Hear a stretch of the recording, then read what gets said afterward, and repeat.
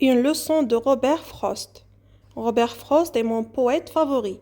Bien que j'aime plusieurs de ses poèmes, mon préféré est Le sentier que je n'ai pas emprunté. Je mets en pratique la leçon de ce poème presque quotidiennement. Le sentier que je n'ai pas emprunté. Deux sentiers s'écartaient l'un de l'autre dans une forêt aux feuilles jaunies. Et j'étais déçu de ne pouvoir les parcourir tous deux comme un seul voyageur. Je restai longtemps immobile à regarder l'un s'étirer longuement jusqu'à ce qu'il bifurque dans le sous-bois. Puis j'ai choisi l'autre qui me semblait tout aussi beau et qui méritait peut-être davantage le titre de sentier, car il était verdoyant et je voulus m'y engager, même si les deux sentiers avaient été foulés presque pareillement par les milliers de pas des promeneurs. Ce matin-là, les deux sentiers gisaient semblablement enterrés sous les feuilles qu'aucun pied n'avait encore foulées. Oh, c'est alors que je gardai le premier sentier en réserve pour un autre jour. Pourtant, sachant comment un sentier mène à un autre, je doutais fortement que j'allais revenir un jour.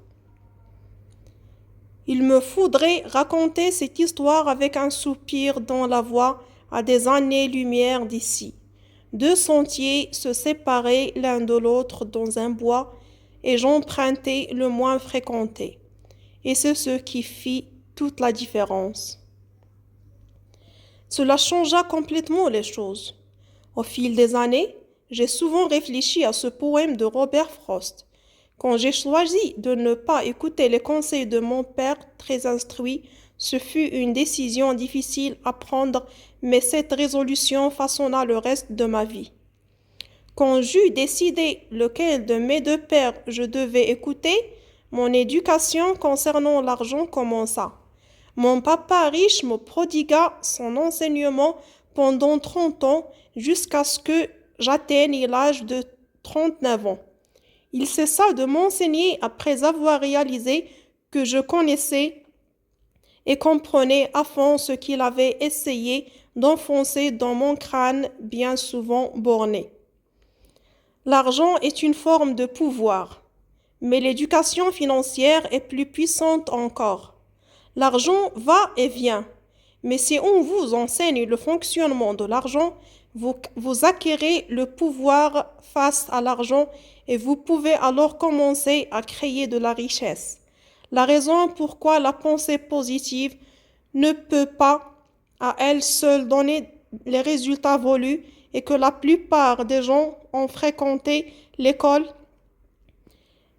et n'y ont jamais appris les rudiments de l'argent. Voilà pourquoi ils passent leur vie à travailler pour de l'argent. Vu que je n'avais que 9 ans quand mon enseignement commença, les leçons que mon papa riche m'inculqua étaient simples. Somme toute, il n'y eut que 6 leçons essentielles maintes fois répétées sur une période de 30 ans. Ce livre parle de ces 6 leçons exprimées ici aussi simplement que possible, telles que mon papa riche me les a présentées. Les leçons ne sont pas censées être des réponses en soi, mais plutôt des poteaux indicateurs.